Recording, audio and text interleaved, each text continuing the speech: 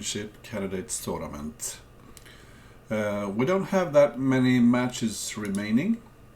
If we look at the table, we can see that at the top Jan Lee has the most points, but he has played all his matches. But Katask in second place, he has 3 matches remaining. Oppevezen in third, 0 matches remaining, and as has Bugzilla in fourth place. So, unless something really spectacular and unexpected happens here in the end, Katask will overtake Jan Lee at the top. You can see that Katask has an astonishing 88% game percent winning. And no one can come even close to that. Tonight we'll be watching Kleerkast of the Netherlands versus mariorton of Mexico.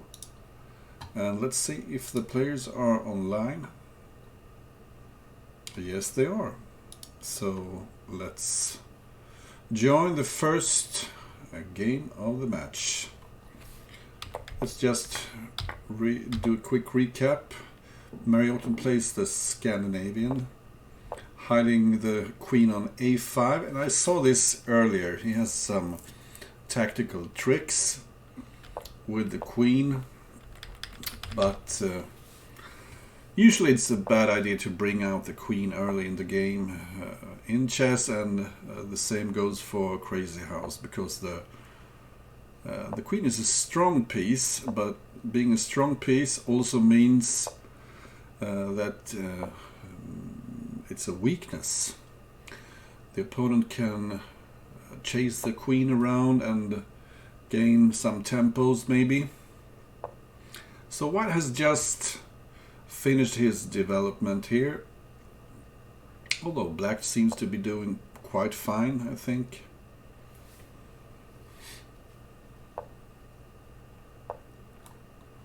White avoiding the trade of the knight. This is an excellent spot for the knight in the middle of the board. And if it does get chased away, you can always go to g3. And this is what I mean by chasing the opponent. e3 is one square, you could also put it on f4 maybe. b4 is ready to come, and White has gained a very healthy space advantage here, and has a clear advantage, I would say.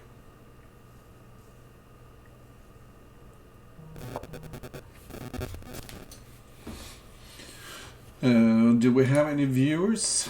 Yeah, not so many yet. Any predictions from the audience?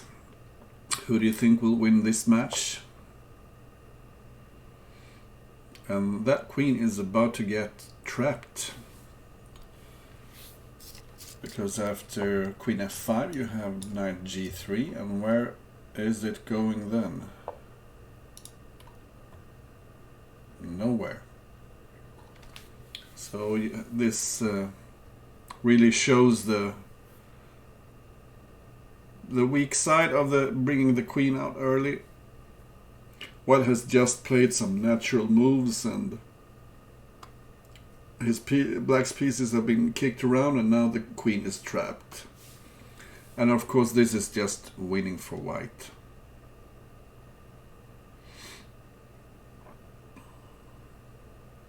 So Black has to conjure up some sort of attack against the White king, just to get some sort of chances. But his pieces are poorly coordinated here, so I don't really see how.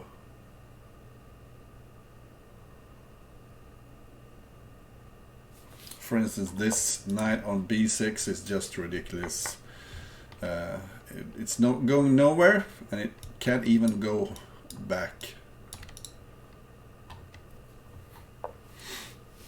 So this is a nice diagonal for the White bishop.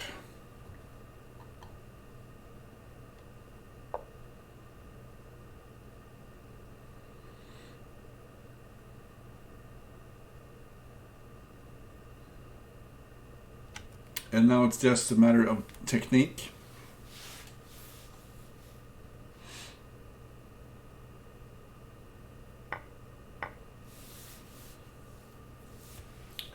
With a strong bishop like this, you just want to increase the pressure here on the dark squares. White is winning more material here. You can just capture on f6.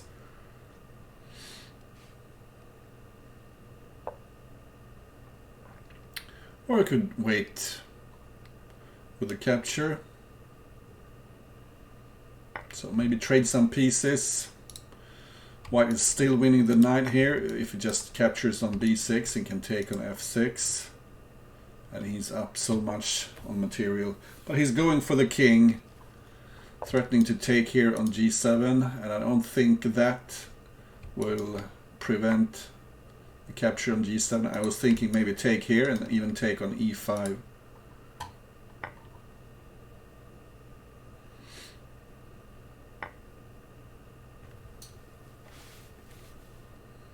So threatening mate on h8. And indeed this is not looking good for black.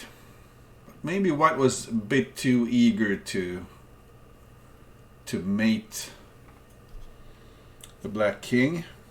He could have just held on to his extra material. Interestingly enough, you see that mariorton has won a lot of their latest games and is actually in the lead in their mutual games. I was a bit surprised by that.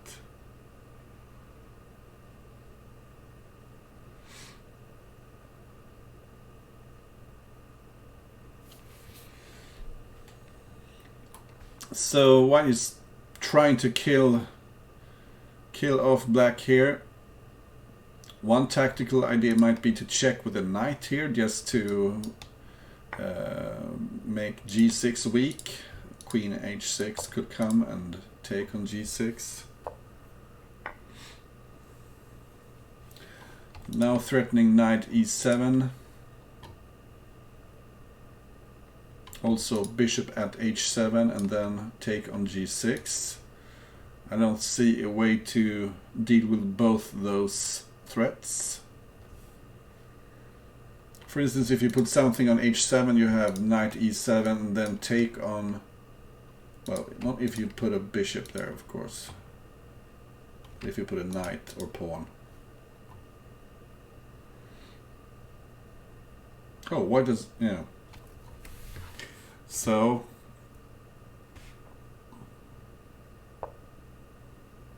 knight e7 mate. And 1-0 Kleerkast. So let's see what Kleerkast has in mind here for... mariorton plays the kingside fianchetto, which Kleerkast also likes. And it's always interesting to see the player face his own openings. That might give you an idea of what Kleerkast doesn't like to face himself. And maybe you can use it against Kleerkast or whomever you're playing, who's playing the kingside fianchetto. So Kleerkast just choosing a modest setup here.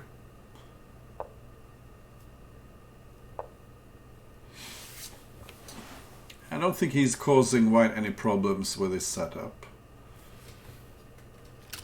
You should be careful here so you don't take on e5, bringing this pawn closer to the king, because then knight g7 takes g7 might happen. Oh, thank you. It's been a pleasure covering the Crazy House candidates. So d4 is under attack. White might consider taking on d5 and giving a piece for 2 pawns at some point, but taking on g6 might be awkward for black also at some point.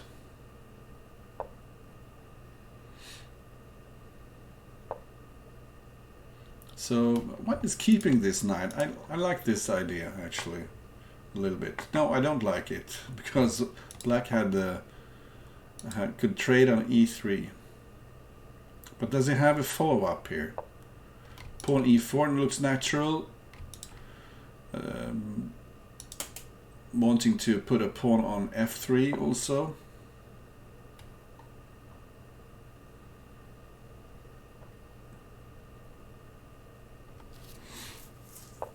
So mariorton playing really fast here. Good evening, everybody.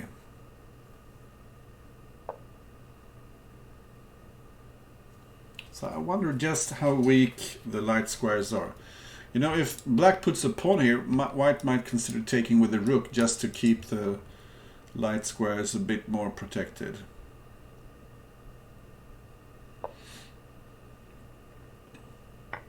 Yeah, he prefers to take with the rook. Not so easy to find a good square for the rook in hand.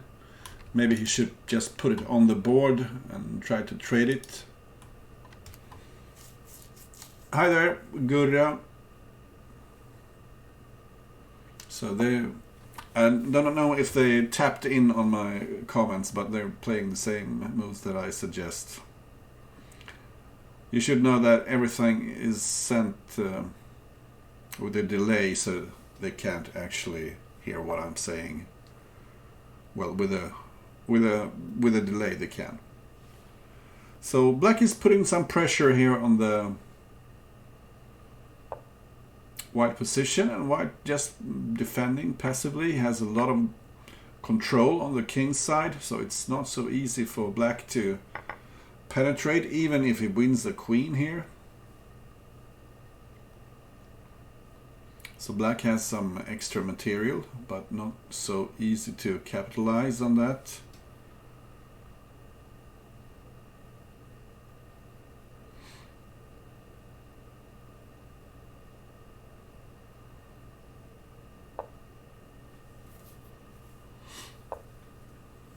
So look at that passive defense, just trying to protect as many squares as possible. Black should probably try to open a new front here on the queen side. I don't know, just push the a pawn up the board, something. Yeah, he's deploying his knight here to b4 just to put some pressure on the queen side. And that's usually what you have to do in order to win this kind of position. You need to open a second front.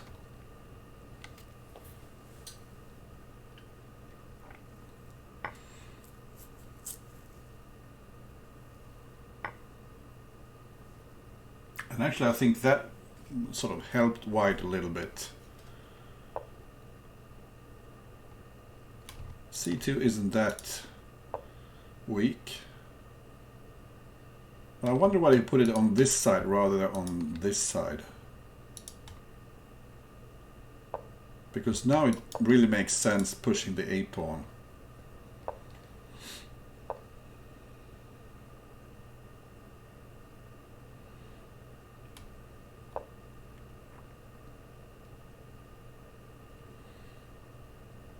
So notice that white doesn't have any pieces in hand anymore.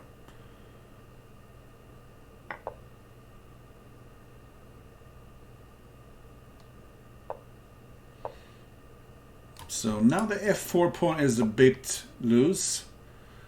If white hadn't protected the pawn, black might go rook takes f4, trade a rook for 2 pawns.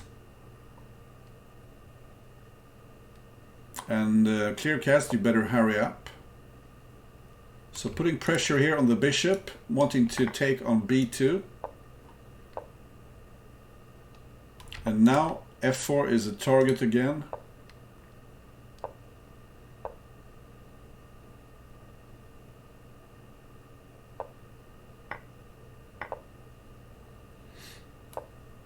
Playing some quick moves here. A knight on h3 if white can get his hands on a knight.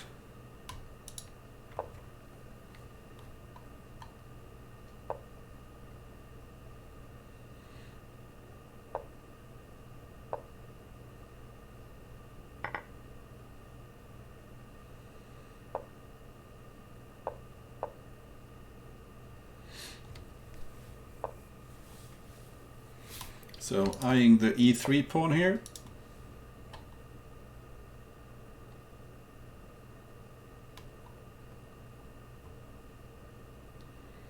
Mariorton is one tough nut to crack here.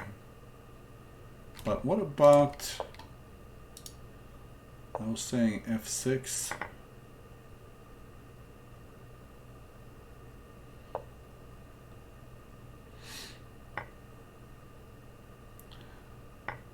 Okay, so a little queen sack there, but what did black achieve really?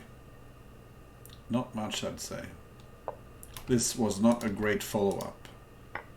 So this queen move puts the finger on the weak bishop here on h3 and also the weak knight on g2. This is not a good setup. Not a very threatening setup.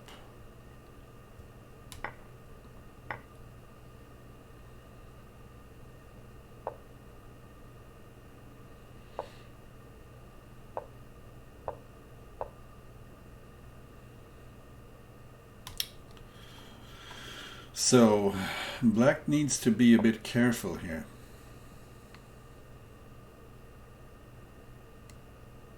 And now all of a sudden black's forces are depleted. A very murky position here.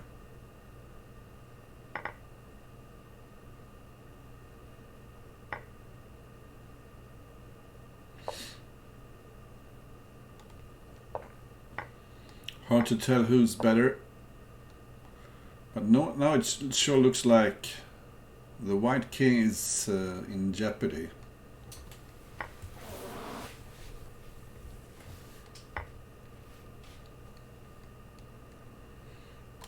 h8 is a safe square for the king in case of a check on f6.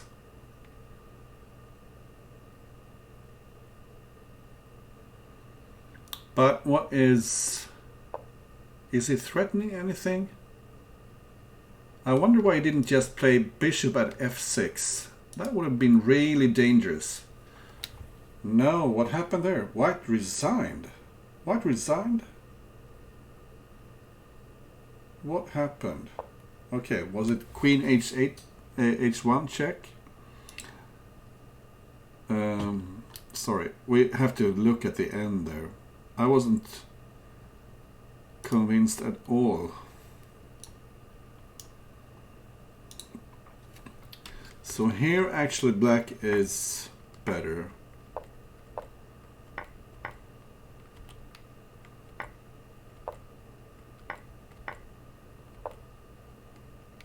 Oh, pawn f2. But why not let black find that move? It's not so easy to find. But I think maybe white missed some chance here. Was he really that?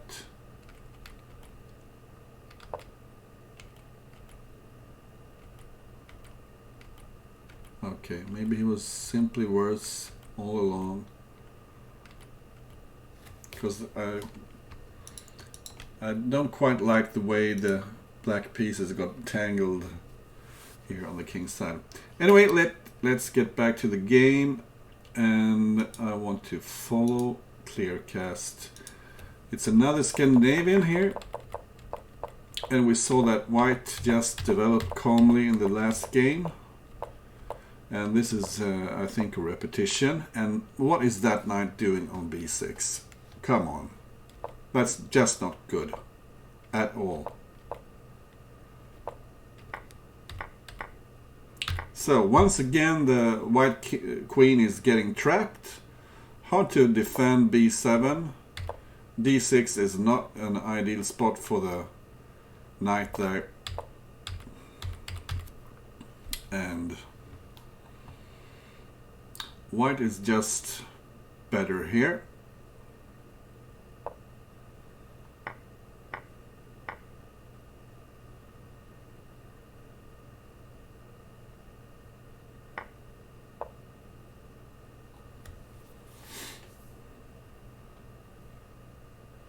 Yeah, resigning just doesn't make sense at all.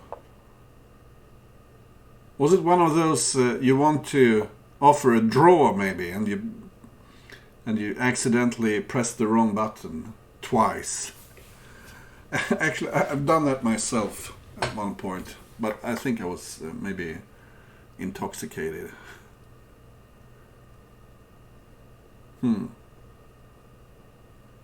Yeah, Brothfish, it's your fault, everything. So, I just don't see anything for black here. Okay, you have some impressive bishops there, but you don't have any material, you cannot follow this up. Simply knight e4. White might go for knight takes here and take back on f3.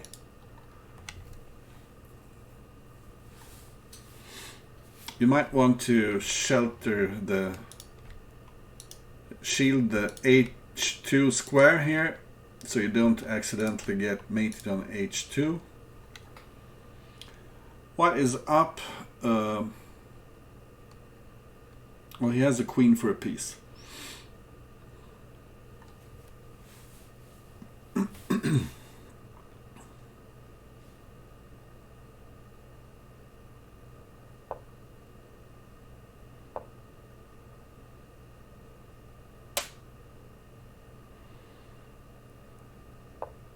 Yeah, this is a nice trick. I was looking at this because if you take on e4, you have you can take on f7, and there was just no moves for black there. So he actually leaves the f7 square. And one nice move here, if you get the chance, is to put a pawn on a7. But what about take here and mate on h2? Yeah, white resigned. But come on, you need to give the opponent a chance to play the wrong move. I'm not 100% sure that mariorton would